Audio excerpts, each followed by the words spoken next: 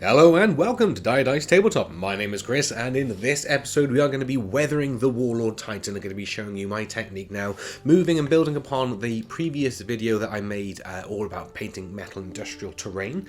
Now what I forgot to do last time was paint these missile launchers, so we're going to just do a quick recap on how we got to the stage that we're starting at here. So with a good black primer, we're going all over this, ensuring that we've got a nice thick coat everywhere.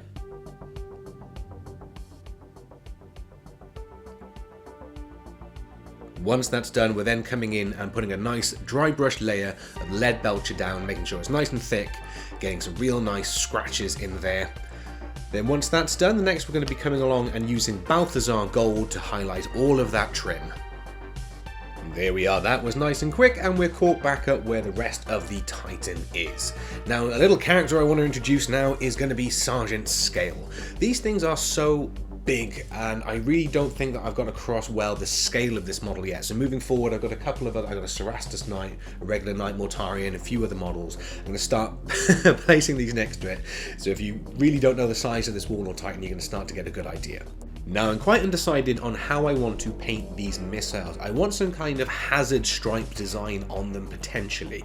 So starting off, the first thing I'm going to do is make a chevron style design like the Sergeant stripes, all facing upwards throughout, and I immediately make a mistake as we're starting off here. I was meant to paint the one below it, but I paint the one next to it like the idiot that I am. But that's not to worry. I come back in and correct it, and as you can see, we've got an idea of where we're starting to go with this. So we're going to come back in now and paint all the intersecting missiles in Abaddon black just to make them really stand out. As I say, this was a test. I'm not too sure what I want to do with these, to be honest, whether a hazard design is going to work out or whether or not I'm just going to have them as some kind of maybe all red, all blue, all yellow. I'm going to need to do some experimenting with that.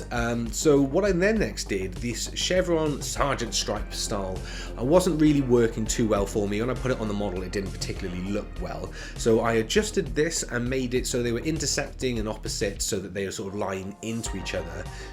Again, I'm still not overly fussed on this, so we're going to leave this for now, move on and do the rest of the model and come back to it. And what we're moving on to is all of these rivets. Just because we have now base coated everything with Balthazar Gold, we need to come back in and add these back. So let's find out just how many I have to paint.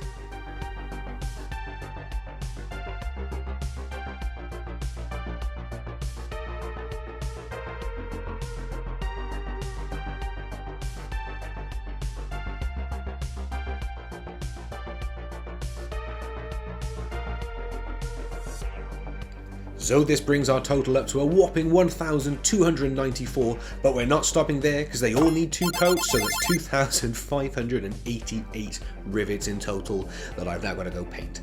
And I'm not going to show you it because it was just hours of this.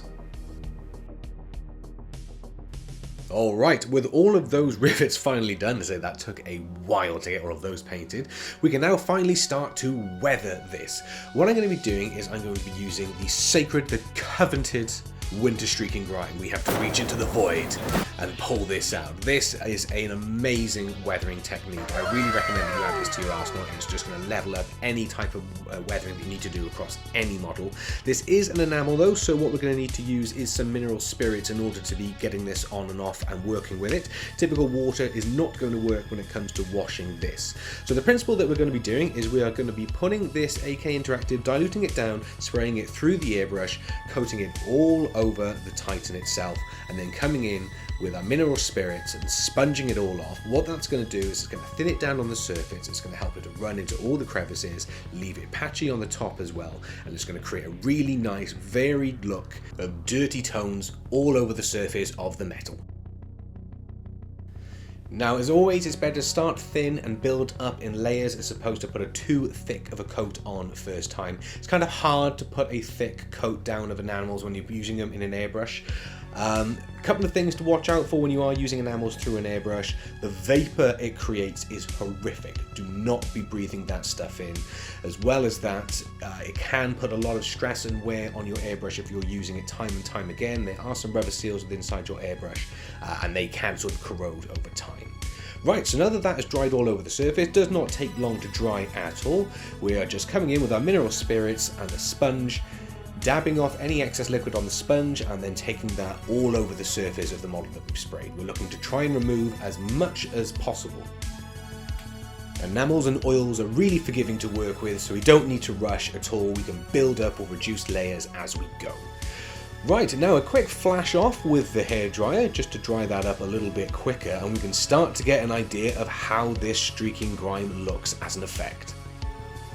The one on the left is the one that's been painted so far using the streaking grime, and the one on the right is not. You can see on the one on the right I also experimented with painting some of the missiles red as well, just to see if that was a direction I want to go in, and I still have no idea.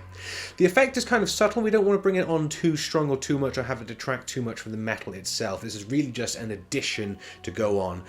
We still don't want to lose any of that pure metal undertone and have it just look like a completely brown painted Titan instead. Now that we've created a base weather across all the metal, we're going to come in and use some Abdelong 502 oils to create some further weathering. There's a really nice mud brown colour within these. We're going to be using this sparingly in all of the areas where we naturally expect dirt to be building up.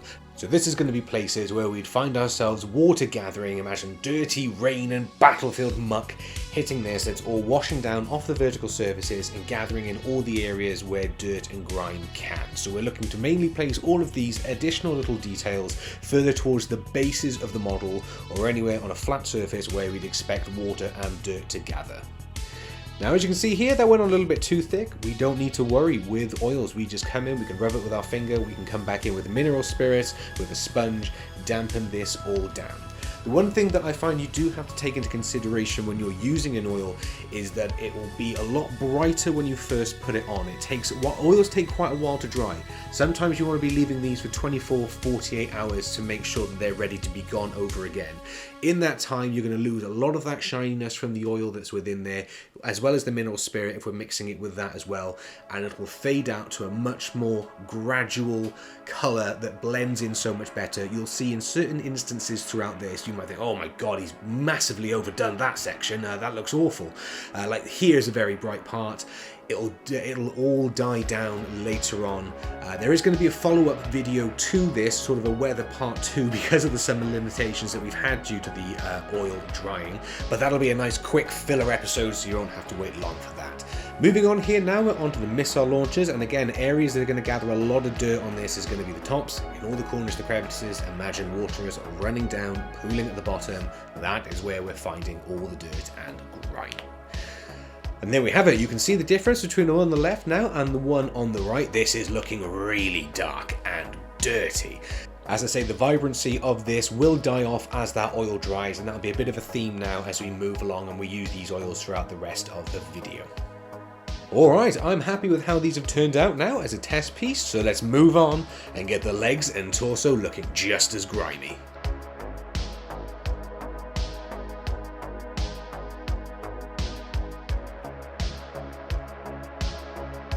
So those legs didn't take long to do at all, and we're ready to come in now with a fresh sponge, dip this in our white spirit. It always fascinates me the reaction the white spirit has with this particular type of makeup sponge. Don't know why it expands like that, but it's infinitely satisfying to watch. Regardless, so we just have a little dab off now of all the excess white spirit, and now we're going all over the model and getting off as much of the streaking grime as possible. You might have noticed throughout this that I've had a clean bottle of distilled spirits. I'm always using that whenever I'm mixing it in with the winter streaking grime. I then have a dirty bottle of mineral spirits. Having that sort of dirt already within it, you don't need clean water when we're cleaning this off. Because of how dirty and the fact that we want some of this colour to be left on the surface anyway, if we had it too clean all of the time, we'll be constantly pulling too much colour away from it. So what we're going to be doing is using this dirty water, and that's going to really help get us some nice dark puddles on the surface and help it to run into the corners as well.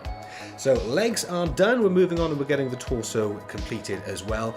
As I said earlier, if you are spraying mineral spirits and enamels through an airbrush, make sure you're doing it in an exceptionally well ventilated area. It is horrific to be breathing this stuff in, more so than the acrylic paints and whatnot. You know, really mask up, get a fan on, open a couple of windows, and yeah, be safe when you are using this stuff because it's really bad for your health.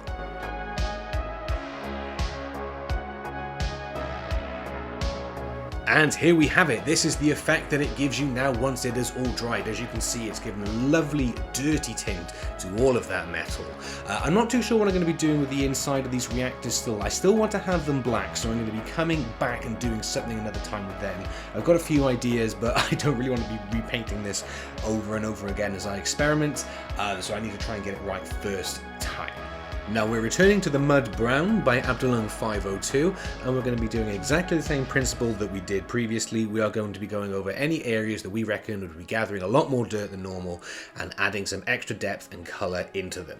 We're starting off here with these little accents around where the head fits onto. I reckon all around and inside them they'd be picking up lots of nice little bits of dirt.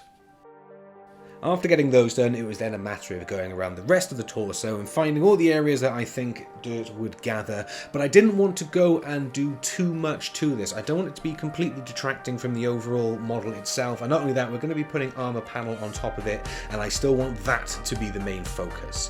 One of the main things I did go around though is I tied in these reactive vents a lot more with the trim around it.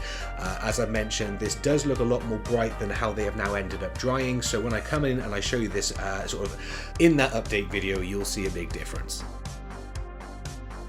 I also wanted to make sure that we put some additional little accents on the actual carapace itself, seeing as that's going to be so exposed to the elements at all times.